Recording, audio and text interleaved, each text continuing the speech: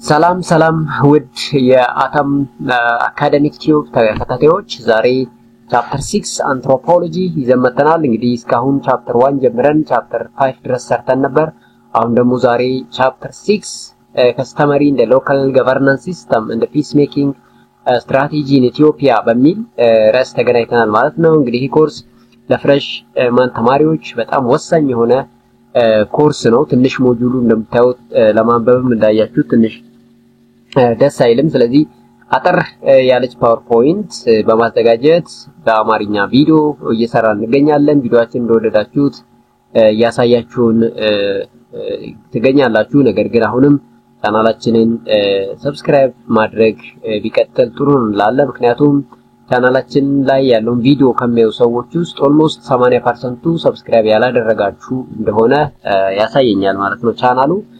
ስለዚህ ለምን ቪዲዮአችንን ካያችሁና ከተመቻችሁ ቪዲዮ ላይክ ማድረግ ቻናሉን ደግሞ ሰብስክራይብ ማድረግ ቪዲዮ ሌላ ሰዎች ጋር ደግሞ ወይም ሌላ ተማሪዎች ጋር እንዲደርስ ማድረግ ነውና ይሄንን ማድረግ ቅንነት ነው። ስለዚህ ቻናላችንን ሰብስክራይብ ቪዲዮአችንን ላይክ እንዲሁም ለጓደኞቻችሁ ሼር በማድረግ እንዲጀምሩ በአክብሮት እንጠይቃለን ማለት ነው። እንግዲህ ዛሬ የምናየው በኢትዮጵያ ውስጥ የተለያዩ ብሔር ብሔረሰቦች ይገኛሉ። እነኚህ ብሔር ብሔረሰቦች እንግዲህ ከኖርማል ከምናቀው ህግ መንግስታዊ ውጪ ለረጅም ዘመናት ሲጠቀሙበት የኖረው ሰላማቸውን የሚያስከብሩበት ባህላዊ ዘዴ ያላቸው። ስለዚህ ምን ይመስላል ታሪኩስ እንዴት ነው የሚለውን በተለያዩ ኢትኒክ ግሩፖች ውስጥ ያለውን የህግ ማስከበር ወይም ፒስ ኪፒንግ ሲስተም ምንድነው፣ ሰላማቸውን በምን ሁኔታ ነው የሚጠብቁት የሚለውን የምናይ ይሆናል ማለት ነው። ምን ይላል እንግዲህ indigenous system of governance have been used to maintain social order across Ethiopia region። እንግዲህ ከጥንት ጀምሮ ሰዎች ሶሻል ፒሳቸው ደግሞ ሰላማቸውን የሚጠብቁበት የራሳቸው ስትራቴጂ እንዳላቸው ይናገራል። ከዛ ውስጥ እንግዲህ በደንብ የሚታወቀው ገዳ ሲስተም የምንለው ነው። እንግዲህ ወደ ኦሮሞ ገዳ የምንለው ይሄ በጣም ከ1950 ጀምሮ በኦሮሞ ማህበረሰብ ውስጥ በጣም ወሳኝ የሆነ እንደውም የዲሞክራሲ ምንጭ በመባል የሚታወቀው ሲስተም ነው ማለት ነው። እንግዲህ ዘገዳ ሲስተም of Oromo is one of the well established or studies indigenous system of the government since 1950 ይላል። እስከ 1950 ጀምሮ እንግዲህ በደንብ ስራ ላይ የዋለ አሁንም ስራ ላይ የዋለ ያለ ብዙ ማህበረሰብ የሚተዳደርበት ሲስተም ነው ማለት ነው።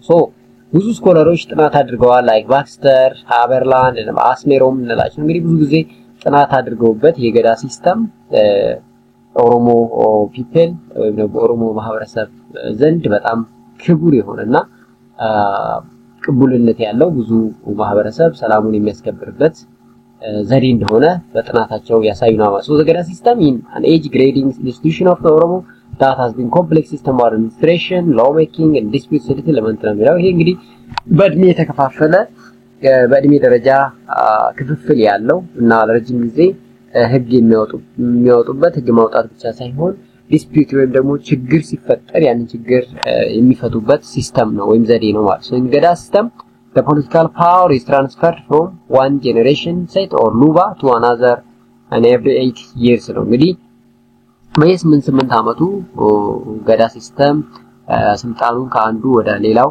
ለሚመለከተው ሌቭል እያስተላለፈ የሚሄድ ስርዓት ነው ማለት ነው። the Gada official such as Abagada, Abasira serve for 8 years and leave the position to the new generation of Gada official። እንግዲህ በዲሞክራሲያዊ በሆነ ሲስተም አባገዳ እና አባሲራ ከ8 ዓመት በኋላ ለሚቀጥለው ስልጣናቸውን በስርዓት በዲሞክራቲክ ሲስተም ያሳልፋሉ ማለት ነው። ታዲያ the law making process has room for wider participation of the Oromo people. The Gumigayo, the law making assembly of the Borana Oromo is a good example። እንግዲህ ህጉ ሲወጣ ታዲያ ሁሉንም ያሳተፈ ነው፣ wider participation ያለው። ለምሳሌ ጉሚጋዮን በተወስዱት በኦሮሞ ማህበረሰብ ውስጥ የራሳቸውን ህግ ሜክ የሚያደርጉበት ወይም ደግሞ ስርዓት የሚነድፉበትና የሚያወጡበት ነው። ያኔ ታዲያ ሁሉም ሰው ፓርቲሲፔት አድርጎ ያመነበት ህግ ሆኖ ጸድቆ እንዲወጣ ያደርጋሉ ማለት ነው። ጉሚጋዮ በየ8 ዓመቱ ሪቫይዝ ይደረጋል፣ አዳፕት ይደረጋል፣ እንደውም ፐብሊሳይዝ ይደረጋል ማለት ነው። ስለዚህ የከስተመሪ ሎም ሴራ እንደው ካስተም ወይም አዳ የምንለው በሁለቱ ምን ይደረጋል ፐብሊሳይዝድ ወይም እውቅና ይሰጠዋል ማለት ነው። ወደ ወሊሶ ማህበረሰብ ብንመጣ ደግሞ ለምሳሌ በወሊሶ ውስጥ የኢሃራ የሚባል እሱም ልክ በዛው በየ8 ዓመቱ የሚታደስ ስርዓት አላቸው ማለት ነው።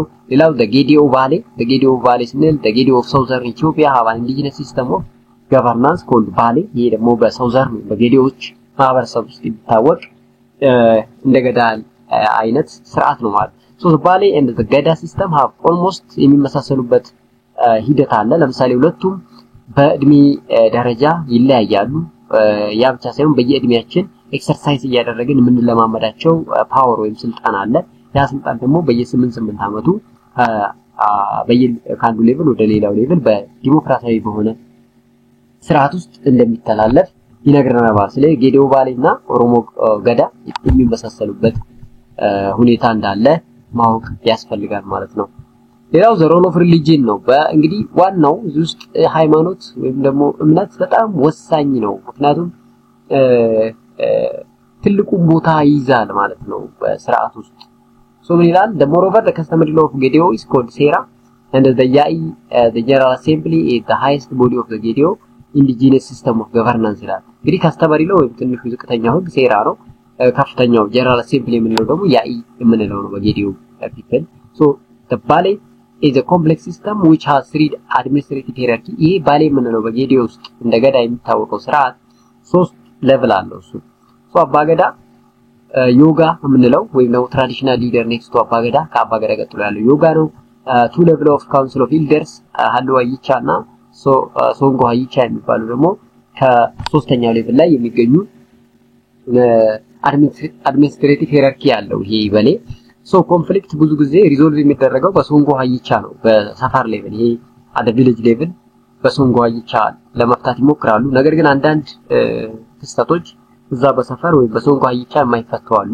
እንደዛ ሲሆን ደግሞ በቀጥታ ወደ ሁላ ይቻ ያስተላልፋሉ። ሁላ ይቻም የማይፈታው ከሆነ ደግሞ በቀጥታ ወደ አባገዳ ያልፋል ማለት ልክ እንግዲህ ፈርስት ኢንስታንስ ኮርስ ሃየር ኢንስታንስ ኮርስ እና ሚድል እንደምንለው በአሁኑ በሞደርን ህግ ያለው ሂራርኪ በእኛም ዘመን እንዳለ ልታውቁ ያስፈልጋል ለማለት ነው እዚህ ጋር። ወደ ጋሞ ስትመጡ ደግሞ በጋሞ ማህበረሰብ ውስጥ ዴሬ ዮጋ የሚባል ስርዓት አላቸው። ሶ ይሄ ዴሬ ዮጋ የምንለው እንግዲህ ሴንትራላይዝድ አይደለም፣ በጣም ዲሴንትራላይዝድ ነው። ምክንያቱም በየሰፈሩ ወይም ሎካሊ በሚገኙበት አካባቢ የራሳቸው ስርዓት ይገነባሉ። ለምሳሌ ኦልሞስት ከ40 በላይ ድረስ የሚባል ጋሞ ሃይላንድ ውስጥ የሚገኝ ስርዓት አለ። ታዲያ ይሄ ድረስ የምንለው ሌቭል አለው። እሱም ልክ ካኦ ወይም ኪንግ የምንለውና ኢሌክትድ ሊደር ወይም አለቃ የሚል ሌቭል አላቸው። ይሄ ድረስ የምንለው በጋሞ ውስጥ የሚገኘው ማለት ነው። ሶ the indigenous system of the governance in Brass Dere Yoga or customary law ምንለው at the lower level ምንለው ነው። ሌላው ደግሞ the Dubusha which is assembly or general assembly ማለት ነው።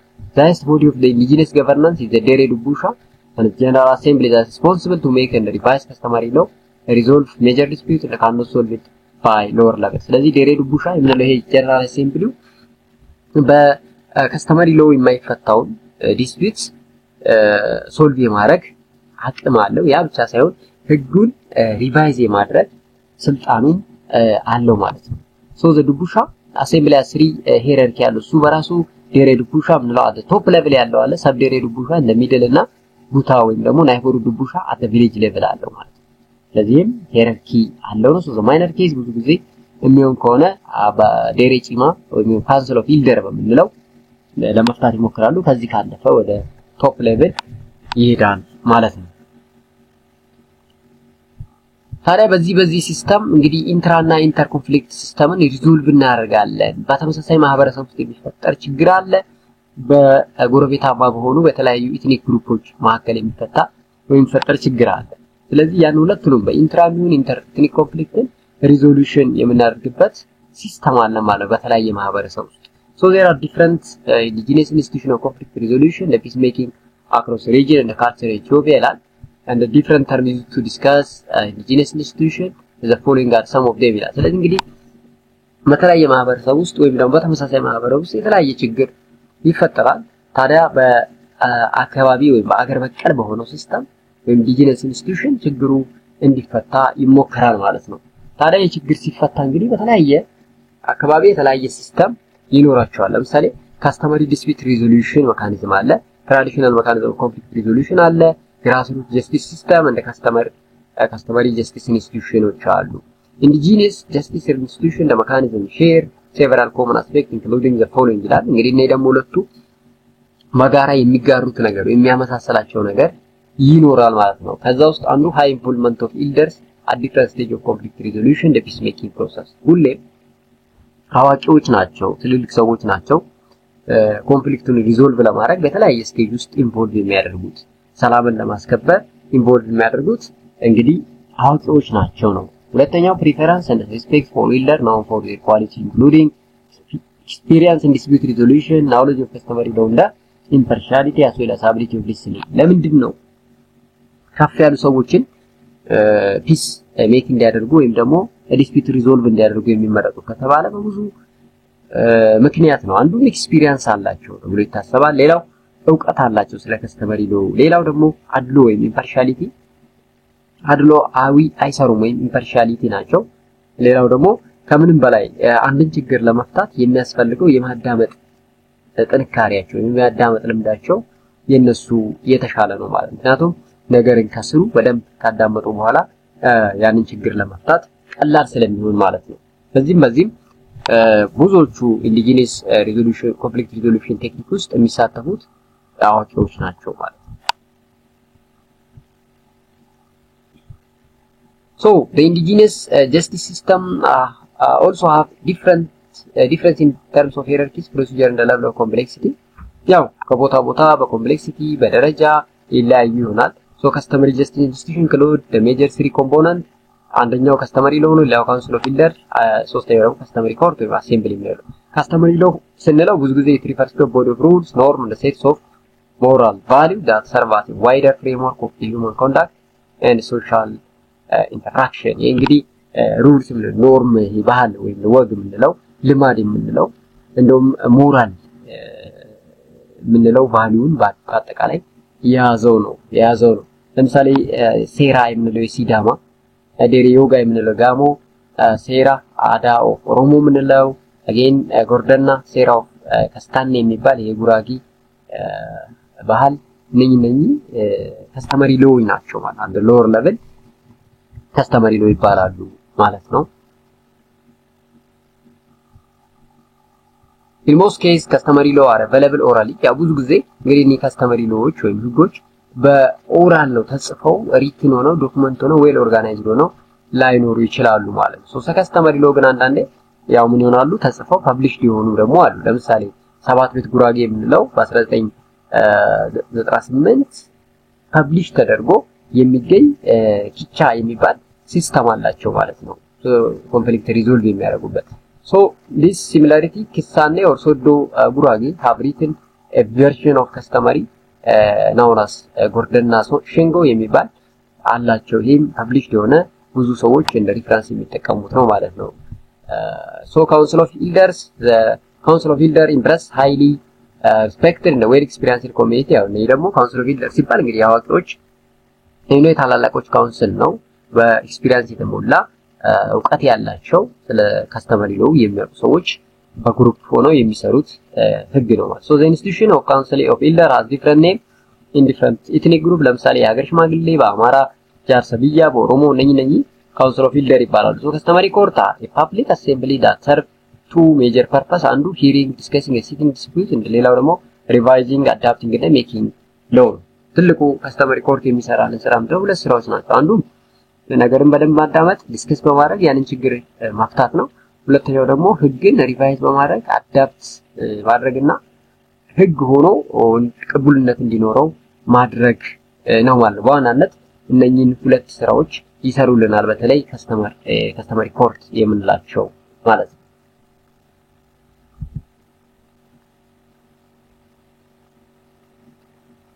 ሌላው እንግዲህ the three structure of ጋሞ customary justice system የምንለው ነው። እንግዲህ በጋሞ ውስጥ ያለው customary justice system ሶስት structure አለው።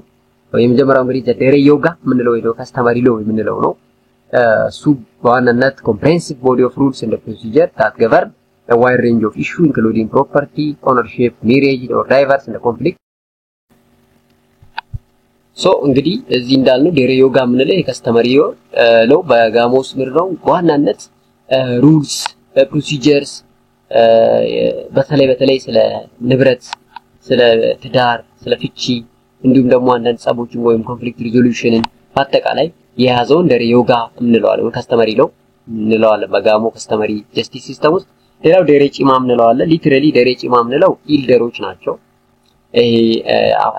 ኢልደር ኦፍ ላንድ ወይም ካንትሪ ባለሀብቶች ባለመሬት relating to notably respect elder experience resolving conflict ነው ያው በደንብ ኤክስፒሪየንስ ያላቸው ችግር የመፍታት ተሰሚነት ያላቸው በማህበረሰቡ ተቀቡልነት ወይም ደግሞ ክብር ያላቸው ዴሬ ጪማ እንላቸው አለ እንዲ ቡሻ የከስተመሪ ኮድ that has two function የመጀመሪያው ቀደም እንዳልነው ማድመጥና ችግር የመፍታት ነው ሌላው ደግሞ ሪቫይዝ እንደ ሜኪንግ ሎው the most Gamo community the structure of the customary court has 3 levels 3 level አለው አንዱ ጉታ ዱቡሻ ነው at the village level sub ዴሬ ዱቡሻ ቀደምና ቀበሌ level እና ዴሬ ዱቡሻ at the higher level ነው so the case would be here at ቀበሌ level ነው መቼም ወይ at the village level ጉታ ዱቡሻ ነው ከዛ የማይፈታ ከሆነ ግን ወደ ሰከንድ ሳር ይያለ ይቀጥላል ነው ብላችሁ so ዴሬ ዱቡሻ scarred place where supernatural power exists ላይ ደግሞ ተከበረ ሰካር ላይ ተከበረ የሃይማኖት ቦታ ማለት ነው እንግዲህ ችግሩን ሲፈቱ ወደ ተከበረች ወደ ሃይማኖት ቦታ ሄደው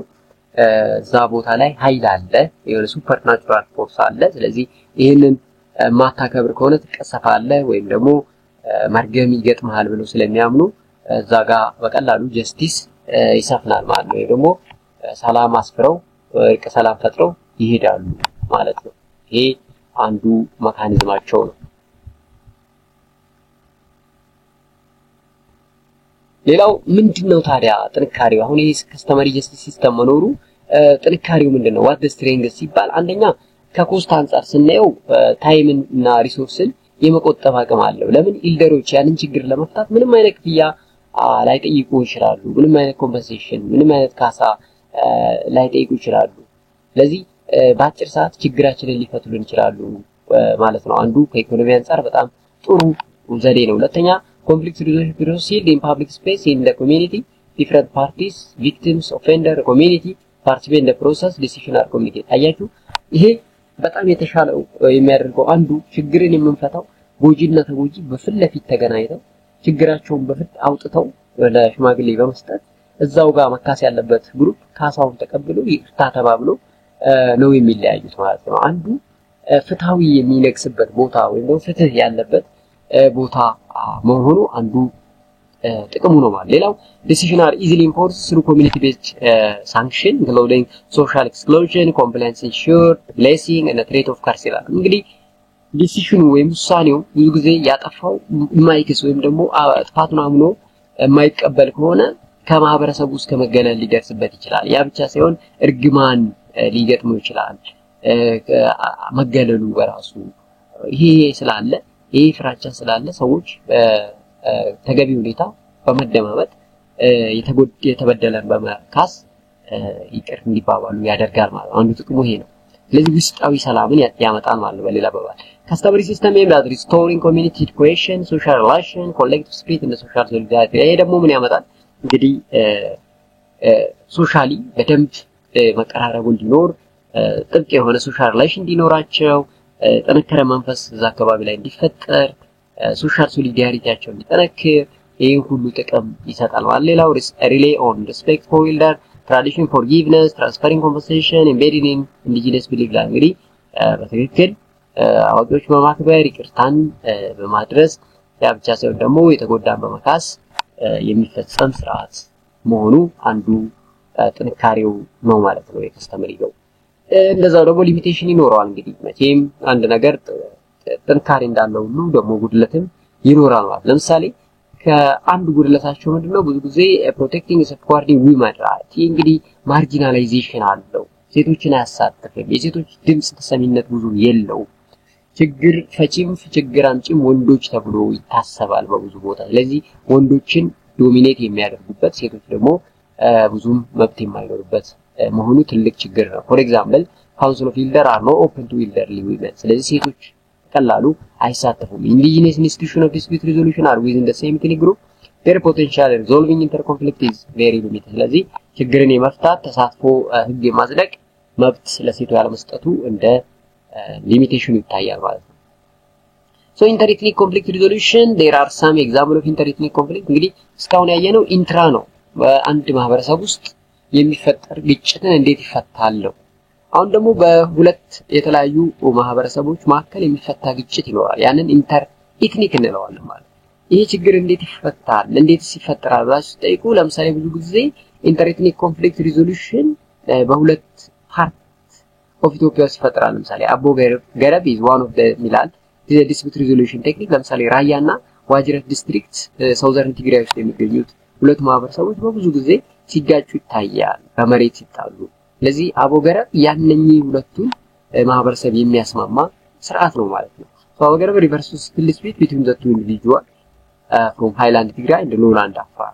እንግዲህ አፋርና ትግራይ በከብቶች እርባታ በግጦሽ መሬት የተነሳ ብዙ ጊዜ ይጣላሉ፣ ግጭት ውስጥ ይገባሉ። ያንን ግጭት የሚፈቱበት አቦ ገረብ የሚባል ሲስተም አላቸው። አቦ ገረብ የሚባል ሲስተም አላቸው። so the conflict between the two groups arise from dispute over grazing land, water resource, particularly dry zone። እንግዲህ በውሃና በመሬት ነው። ዞሮ ዞሮ አርብቶ አደር ስለሚበዙ በዛ አካባቢ ላይ በከብቶች ግጦሽ መሬት እና በውሃ በተለይ በጋ ይጣላሉ፣ ይጋጫሉ። ስለዚህ ያን ኮንፍሊክት ብዙ ጊዜ በሁለቱ ኢትኒክ ግሩፖች የተውጣጡ ኢልደሮች ይፈቱታል፣ ከትግራይና ከአፋር ማለት ነው። እነኛ ሰው እንግዲህ ባይሊንጓል ነው ብዙ ጊዜ የሚሆኑት። ባይሊንጓል ማለት እንግዲህ እንደምታውቁት ሁለቱንም ቋንቋ መናገር የሚችሉ ማህበረሰቦች ናቸው ማለት ነው። ሶ እንዲም ያለ እንግዲህ ሲስተም እንዳለ ተጣጣ ያስፈልጋል ነው። ካዳ የሴቶች ተሳትፎስ እንዴት ነው? አትሊስት አሁን ላይ በእንጀም እንደምታውቁት ሴቶች ትልቅ ሚና እንዳላቸው ታውቃላችሁ። ስለዚህ ምን አይነት ሚና ይጫወታሉ የሚል ነገር አለ በአገር ሰላም ወይም ደግሞ ኮንፍሊክት ሪዞልቭ ከማድረግ አንፃር የሴቶች ሚናስ እንዴት ይታያል? ሶ ዋን ኦፍ ዘ ሊሚቴሽን ኦፍ ካስተመሪ ጀስቲስ ያው ቀደም እንዳሉ ማርጂናላይዜሽን ነው። ኢን ሰም ካልቸር ግን ውመኖች ወይ ሴቶች ፓርቲሲፔት እንዲያደርጉ ይደረጋል። ለምሳሌ ሚሬጅ ላይ ውመን ኢሹ ሲመጣ ፓርቲሲፔት እንዲያደርጉ የሴቷን መብት እንዲያስጠብቁ ይደረጋል ማለት ነው። ያ ብቻ ሳይሆን የተለያየ ችግር እንዲፈቱ በተለያየ ቦታ የሚሆንበት ስርዓት አለ። ለምሳሌ ሲዳማ ውስጥ ብትሄዱ ሁለት አይነት መሳሪያ ይዘው ችግርን ይፈታሉ። አንዱ የካ ነው፣ ሌላው ሲቆ ነው። የካ ምንለው ብዙ ጊዜ ሴቶች አሶሲዬሽን ይፈጥራሉ፣ እንግዲህ ዩኒቲ ግሩፕ ማህበር አላቸው። ያ ማህበር ምንድነው የሚያደርገው? እንግዲህ ችግር ሲፈጠር በተለይ በሴቶች ላይ ያንን ችግር ይፈታል ማለት ነው። ሌላው ሲቆ የምንለው ነው። ይሄ ደግሞ በኦሮሞ ባህል ሲንቄ እንደምንለው አይነት ነው። ምን አይነት ስቲክ አላቸው? ያቺ ስቲክ እንግዲህ የሰላም እና የሴቶች መብት ምልክት ተደርጋ ትወሰዳለች። ስለዚህ ሞባላይዚንግ የካ እንደ ሆልዲንግ ሲቆ ሴቶች በቀላሉ አካባቢን መብት የሴቶች መብት ሲያስከብሩ እናያለን። በተለይ ብዙ ጊዜ ሴት ልጅ ከባሏ ጋር ያላት ግጭት ሲፈጠር አንድ ነፍሰ ጡር የሆነ ሴት ሚስትሪት ስትደረግ ይሄንን መሳሪያ ይዘው ችግርን ሰላምን ሲያመጡ ችግርን ፈተው ሰላምን ሲያሳፍኑ ይታያል ማለት ነው። ያው ዶንካቼድ የምንለው ነው። ይሄ ደግሞ በአኝዋክ ሴቶች ውስጥ ፒስ ኪፒንግ ኢንስቲትዩሽን የምንለው ነው። አኝዋክ ማህበረሰብ ውስጥ ሴቶች መብታቸውን የሚያስከብሩበት ሰላምን የሚያሰፍኑበት ሲስተም ነው። እሱም ዶንካቸል ነው። so ዶንካቸል is involved the peacemaking involvement initiated by Jai a group of wives and elderly Anuak women.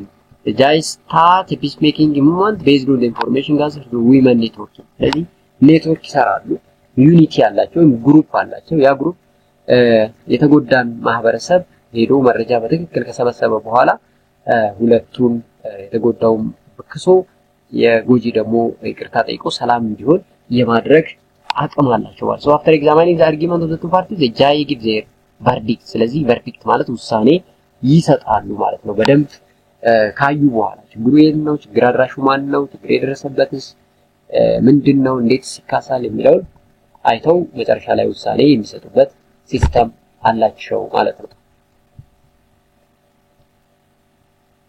the party cause the conflict of forgiveness in the public and the pay compensation። ስለዚህ ይቅርታ ሌላው ደግሞ ካሳ በማስከፈል ሰላምን ያመጣሉ። ያ ብቻ ሳይሆን በራያ ዜቦ ትግራይ ውስጥ ደባርቴ የሚባል የሴቶች ማህበር አለ። ይህ የሴቶች ማህበር ምንድነው የሚያደርገው? እንግዲህ ብዙ ጊዜ በሁለቱ ማህበረሰብ መካከል በቀል እንዳይኖር አንዱ ምናልባት ቢገለው ለምሳሌ የሟች ቤተሰብ ለበቀል እንዳይነሳሳ የሚያደርጉበት ሂደት አለ። ለምሳሌ አንዱ ወንድ ቢገድለው የሟች ቤተሰቦች እንግዲህ የግድ ለበቀል ይነሳሳሉ። በዚህ ሰዓት ያቺ ባሏ ሰው የገደለባት ሴት ማህበረሰቡ ሴቶቹን ሰብስባ ነጠላቸውን ለብሰው ወደ ሟች ቤተሰብ በመሄድ በጣም እንዳዘኑና የሆነው ነገር በጣም እንደጎዳቸው አድርገው ያቺ ሴት ወድቃ ይቅርታ እንዲደረግና ካሳ ተቀብለው ሰላም እንዲወርድ ለበቀል እንዳይነሳሱ የሚያደርጉበት ሂደት አለ ማለት ነው። ምሳሌ እዚህ ጋር ምን ይላል? The incident would trigger the feeling of the revenge among male related to murdered man ይላል።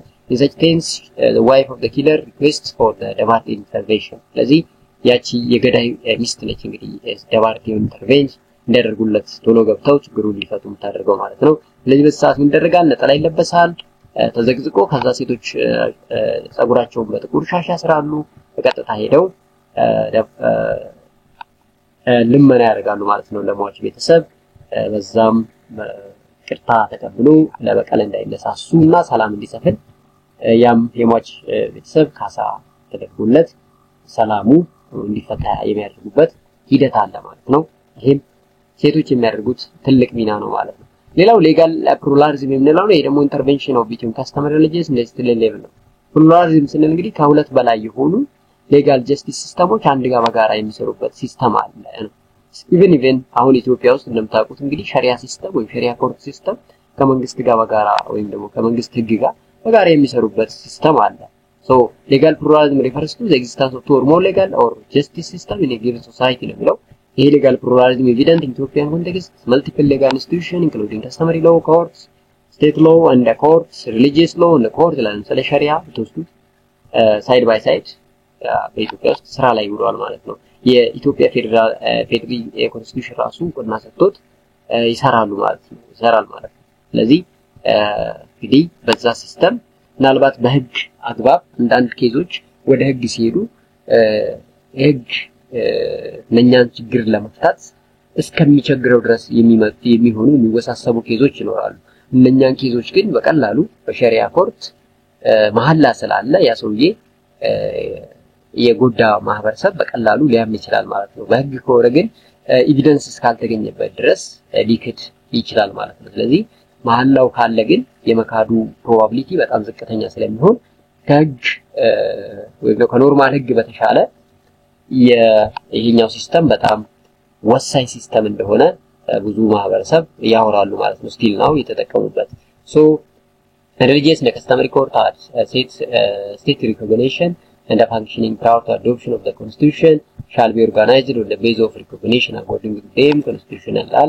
የኢትዮጵያ አርቲክል ለምሳሌ 785 ቅድም ያየው 34 ምናምን። ስለዚህ በአርቲክል ኮድ ተጠቅሶለት የተቀመጠውን ህግ በእነሱ ምልክ እንደዛው ኮዲፋይ ሆኖ ችግርን የሚፈቱበት ሲስተም እንዳለ ልታውቁ ያስፈልጋል። እንግዲህ ዛሬ በአጠቃላይ እስካሁን ያየነው ቶፒክ እንዴት ኢትዮጵያ ውስጥ ያሉት ኢትኒክ ግሩፖች ችግራቸውን ሲፈቱ ኖረዋል፣ አሁንስ እንዴት እየፈቱ ይገኛሉ ነው።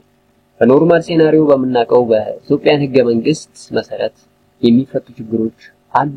እዛው ደግሞ ጎን ለጎን በተለምዶ ወይም በኢንዲጂነስ ናውሎጂ የሚፈቱ ችግሮች አሉ። እነሱ የራሳቸው አድቫንቴጅ አላቸው፣ እንደዛው ደግሞ ዲስአድቫንቴጅ አላቸው ማለት ነው። ስለዚህ በዚህ መልኩ ይሄንን ቻፕተር አጠር አድርገን አይተናል። እንግዲህ ቻፕተር 7ን ይዘን እስከምንመጣ በሰላም ቆዩልን። እንግዲህ ለዛሬው በዚህ ይበቃናል። አሁንም ለቻናላችን ምናልባት ድንገት ገብታችሁ ቪዲዮ ያያችሁ ሰዎች ተመችቷችሁ ከሆነ ቪዲዮ ላይክ፣ ከወደዳችሁ ደግሞ እንዲህ ያለ ቪዲዮ እንዲደርሳችሁ ቻናሉን ሰብስክራይብ፣ ያ ብቻ ሳይሆን ደግሞ በተለያዩ ዩኒቨርሲቲ የሚገኙ ፍሬሽ ተማሪዎች ይሄ ቪዲዮ ስለሚያስፈልጋቸው ሼር ብታደርጉላቸው ይጠቀማሉ ማለት ነው። እንግዲህ ከቻፕተር 1 እስከ ቻፕተር 3 ለሚድ የሚጠቅማችሁን 50 ጥያቄ ወርክ ሽት ሰርቼላችኋለሁ። አሁን ደግሞ ከቻፕተር 4 ጀምሬ እስከ ቻፕተር 7 ድረስ ጥያቄዎችን አሁንም 50 ጥያቄዎችን ሰራላችኋለሁ። ስለዚህ ቀጣይ ቻፕተር 7ን ካየን በኋላ አሁንም ደግሞ 50 ጥያቄ ከዚህ ውስጥ አውጥተን እንድትለማመዱ እናደርጋለን ማለት። በዚህ ሁኔታ ካነበባችሁ ጥያቄ ከሰራችሁ ይሄንን ኮርስ A እና A+ አመጣችሁ እንደምታልፉ ምንም ጥርጥር የለኝም። አሁንም ጥያቄ ኮሜንት አስተያየት ካላችሁ በኮሜንት ሴክሽን አስቀምጡልኝ። በሌላ ቪዲዮ እንዳልኳችሁ እስከምንገናኝ ሰላም።